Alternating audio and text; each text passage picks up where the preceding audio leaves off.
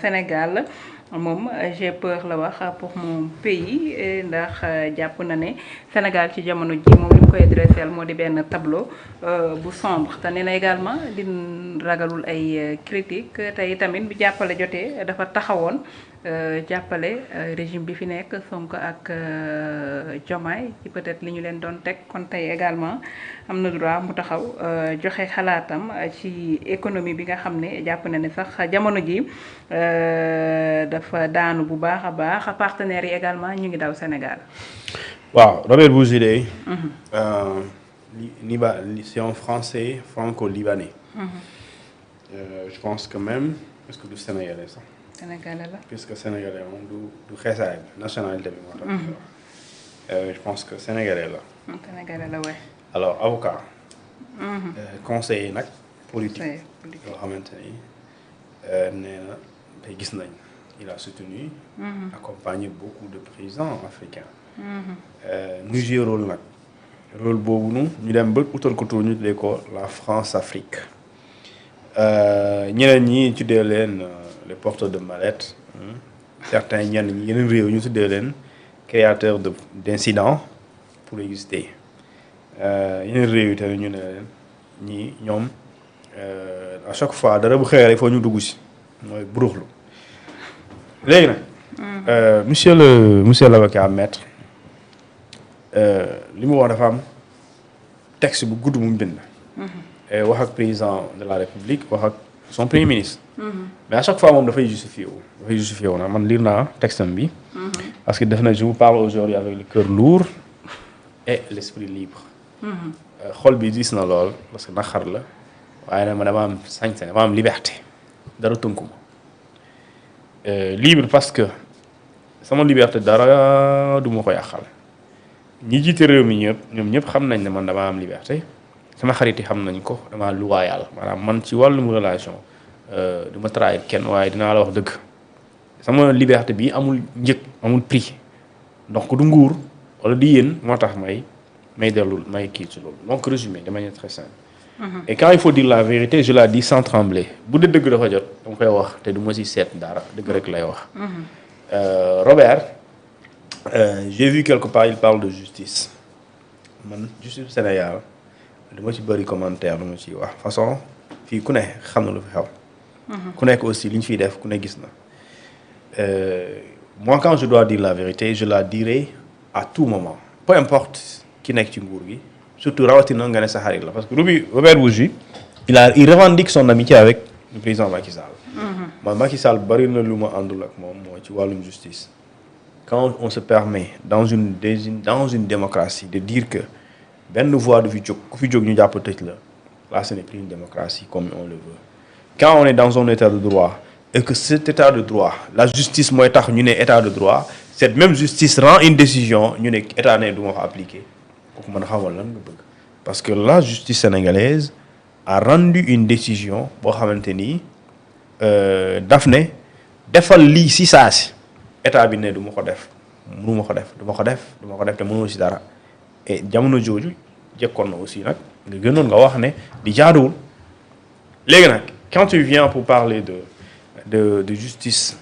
comparer ko parce qu'il y a des hommes d'affaires qui sont en prison mais il faut qu'on contextualise et qu'on soit d'accord que ne ñi envoyé en prison ils sont en prison sur quelle base est-ce que sur la base de documents qu'on a inventés ou bien sur la base également des faits yoo xamante ni dañ leen créer uniquement pour dugal leen ci kaso bi tu verras que c'est pas le cas parce que si tel n'est pas le cas mënul tudd acharnement mais si dama ne si aujourd'hui on doit envoyer tous les Sénégalais en prison parce qu'ils ont détourné l'argent il faut le faire. waaw. waaw léegi vraiment man ñiy def yaari comparaison boobu man du ma d'accord ak moom si loolu nit ki bu fekkente ni nit ki lu mu nekk sa opposant mu nekk farouche radical dès l'instant que justice mënul prouver benn yoon mën na détourner alal réew mi xool waruloo ko mënal dara loolu laa gëm mais bu fekkente ni defuloo sax amoo doole politique defoo dara te yoral nga nit ñi xaalis wala jël nga alal réew mi sëñ bi nekkal frère président de la République dañ la war a yóbbu ci kaso bi yow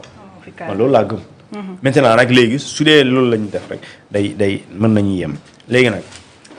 fenn de moom j'aime bien sa phrase quand il dit te loolu ñu sax xam nañ ko te man wax naa ko fi. mooy président de la quand il dit le paysan le conducteur de Jakarta la vendeur au marché l'enseignant le commerçant l'éleveur la mère de famille tous commencent à douter non je suis pas moi je sais pas mënuma waxal ci ñëpp li ma bëggoon wax mooy économie pour man économie lay wax mooy dëkk bi dëgër na loolu moom dëgg la l'enseignant xam na ko jaaykatu marché bi xam na ko éleveur bi xam na ko mère de famille xam na ko père de famille xam naa ne dëkk bi daa dëgër xam ne situation économie Sénégal bii nekkul comme niñ ko bëggee mooy mbir mi dëgër na gëm naa ne sax moo tax tante Aïda Mbodj boobu moo tax muy leble xar bu dëgërul loon du dugg si leble xar boo xamante ni wàcce na yoonam bu yàgg moom jaara ci raay mu jaar si suuf si donc léegi nag li nga xamante ni moom mooy autorité yi je pense que des fois nag dañuy soxla ñoom tamit esprit critique léegi nag moom lu mu warul jaawale rek mooy bu mu jaawale Sénégal bu yàgg bi ak Sénégal bii nee na ñi ko jiite dañ ne dañoo am lu ñuy tuddee une politique panafricaniste et une politique souverainiste une politique panafricaniste et souverainiste àndul ak li nga xamante ne moo doon am te li ko doon amal mooy le néocolonialisme mooy da ngay def waaye dafa am ñu lay def loo da ngay def waaye dafa am ñu bëgg ñu kontaan léegi nag ñii ñoom nee nañ dañuy ñëw pour am moom seen bopp ba pare tënku ci Afrique jiital ci Afrique et su boobaa mënoo làqatu ci ginnaaw France parce que loolu moo indi li ñu tuddee l'expression la France-Afrique léegi nag loolu soo bëggee jàpp ne parce que quand je dis à chaque fois il se justifie nee na moi je n'ai aucun intérêt awuma lenn lu may bëgg ak lu may bañ li ma jublu rek mooy wax dëgg léegi nag on va voir les pays s'endettent à un rythme effréné parfois même sans vérifier l'origine de ces fonds loolu xam ñan lay waxal maanaam li ñu jotoon am mooy eurobond yi non li amoon fii nii levée de fonds yi amoon si jaune au mois bi yooyu lay wax te en principe c'est comme ça que ça se passe état bu defee li ñu tuddee levée de fonds même Côte d'Ivoire bu ko defee noonu lay defee man nga ne da ngay def levée de fonds si jaune UEMOA mais tous les pays de l'UEMOA les citoyens ont le droit et peuvent ñu contribuer ci financement boobu léegi origine des fonds mooy par exemple Fatou bu amee xaalis joxe moom lu toll ci 100 millions léegi dafa bëgg a wax ne maanaam état bi xamul Fatou fan la jëlee 100 millions yooyu bu duggoo ko si li nga xamante moom mooy cette levée de fonds bi nga xam moom mooy état moo ko initié. léegi nag loolu je pense que ci wàllu endettement l'endettement n'est pas mauvais en soi ce qui est mauvais mooy s'endetter pour faire du fonctionnement loolu moo bon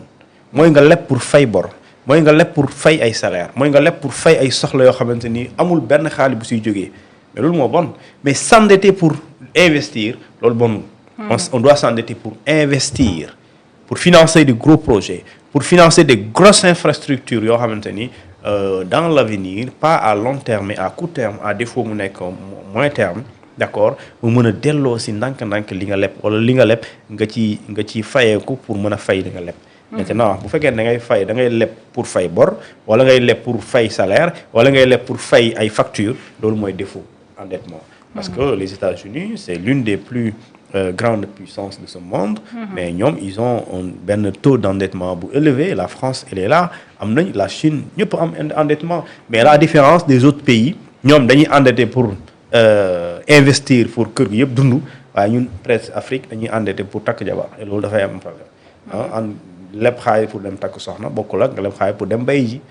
parce que boo bayee bay bi dina am retour sur investissement mais boo takkee soxna boo lebee pour takk soxna mais di nga war a fayeeku mu tëla wala nga dem lebi pour faywaat parce que soo takkee soxna dina feebar beneen dépense la yàlla bu leen mayee sutura ngeen am doom génte la léegi foo jëlee xaalis donc si leb bonul mais leb pour def lan moo am solo la pertinence de la dette d'accord Trump ci restriction yi nga xam ne mi ngi koy jël Sénégal bokk na ci Robert Bourgi ñëwal. non mais xam nga. dama doon lire bañ a nekk sa heure. non merci beaucoup xam nga dama doon lire mbir mi. waay. paa bi lenn la peur. Hmm? paa bi lenn la peur. nan la peur. la mu doon gagné la mënatul gagné. France Afrique amatul. Sénégal pour les Sénégalais. dafa yàgg nekk kenn koo xam ne da doon joxe ay stratégie ñu bokk ñi tax France bi gën a mën a gis boppam keneen di mën a gis boppam. waxu Robert Bourgi yëpp lenn la fi ñu toll nii dafa sant ne dañ koo gën a écarté et que ñii fi ne ñoom ñooy xalaatal seen bopp doxal loolay wax ji. maanaam tant que Robert a ngi waxee nii jàppale ne réew mi ngay dox. bu waxee tant que yeneen ko dégg moo ngi joxe stratégie. mooy jàppal ne Sénégal a ngi liggéeyal ngir beneen réew. mais ce qui est sûr mooy pas yi ñu jël Robert dootuñu ko soxla di conseil nekkatuñu ci Sénégal pour France. Sénégal pour les Sénégalais la. mooy projet bi ñuy teg ngir ëllëg ay doomi Sénégal ñoo ci gis seen bopp. mooy soxlaatuñu kenn ku jige fee ne moom moo ñu jox conseil ngir nan la ñuy jëfee. et ce sont des Sénégalais ñooy toog bind ab projet. tuddee ko vision Sénégal 2050 ñu ne kaay la ñu ci liggéey ngir moomal suñu bopp. soxlaatuñu kuy xalaat ngir France lu ñu mën a jàppale wala beneen réew. léegi nag lii nag boo leen ko gisee bu ko Robert Bourgi waxee sa xel war na gën a mën a dal jërëjëf. ñëwal ci Donald Trump moom Sénégal dina bokk ci 25 pays africains.